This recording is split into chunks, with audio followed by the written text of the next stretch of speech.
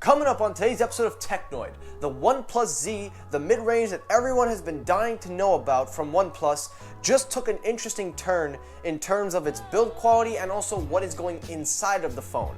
I'll explain all the details later in the video. Also on today's episode, Apple updates the MacBook Pro 13-inch, giving it a revamped keyboard and all the good stuff, but not a redesign as you were hoping. I will explain in this episode.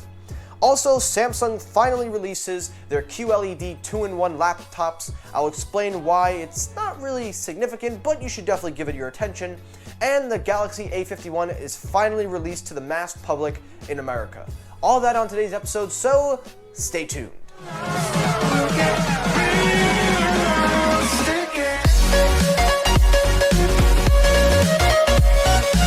Yo, what's happening everybody? Michael here, welcome back to Technoid. The only show that gives you all the news without the BS you need to hear. So welcome back everybody. I hope you're all having an excellent day. Me, I'm doing well, trying to grow out a goatee. But welcome back everybody. Now, before I start the episode, I want to give just a quick announcement. So for the next few months, I'll be working on a little mini documentary where I, myself, will be making a few videos discussing the rise of mid-range smartphones. Now, if you did not check out my live stream from last night, I explained what I was going to do, and that live stream kind of sets up the foundation to what the documentary is going to be. The maximum it'll be is about 10 to 15 minutes. I will go into great detail about how we got to this point where mid-ranges and last year flagships are the more consumer friendly and everything that you need to know. I will go into detail and I will give you all the facts and information you need to know. It will be about 5 to 6 parts long, so it will be spanning one episode per month. I will be looking for other YouTubers to collaborate with this, but if you want to hear more details about it, check out the previous live stream from last night. I encourage you all to do so. Now that we've got that out of the way, let's get it going. Now, before we talk about the OnePlus Z, before we talk about that, we got to get the few stories out of the way. So without further ado, let's get it going. First story up, Apple. So it's been talked about for a while that Apple was going to refresh their MacBook lineup, and it's no secret they did. Yesterday, they re-released the 13-inch MacBook Pro, all refreshed with 10th generation i7, i5, and of course, a new Magic Keyboard. Now, to everybody's surprise, this isn't the redesigned Mac that they were hoping for, so you have your fingers crossed for WWDC, but I don't think that's necessarily something to worry about at this point, because if you buy the 13-inch now and you wait for a 14-inch, what are you really waiting for? I think you should just go with the new one if you need a MacBook. But in terms of its design and everything, it's basically the same. Just the keyboard's different, the trackpad is a little bit better, they claim. Audio, HDR, all that good stuff. So if you want the newest, latest MacBook Pro, 13 and 16 inch is the way to go.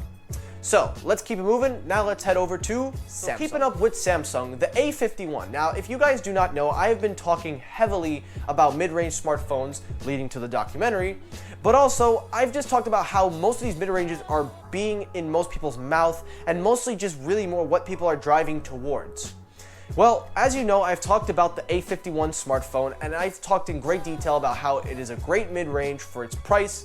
Well, it finally is here.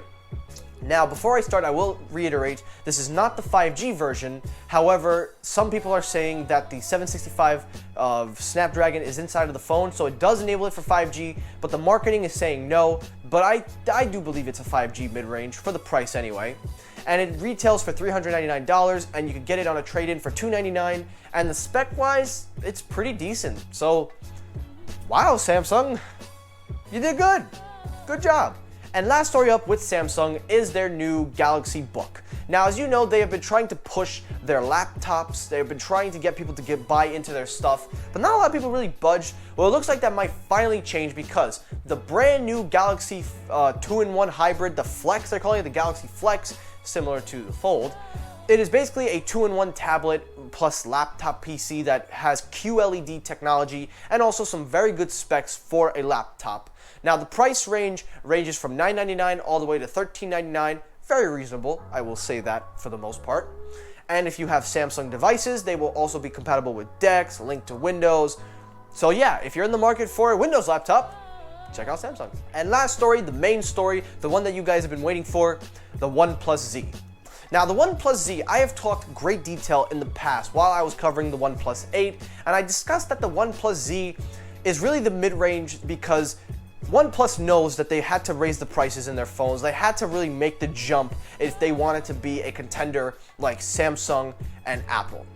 Well, a lot of their community has had a lot of backlash, and a lot of people are a little upset that they didn't keep the price under the price point they were hoping for. Well, good news, the OnePlus Z seems to fix that. Now, we don't know too much about the spec details, but I can tell you it will be housing a nice 6.1-inch display, so a little bit smaller than your OnePlus 8. You will have 2 cameras on the back. You will also have a punch hole design, so you don't have to feel you're getting too much in response.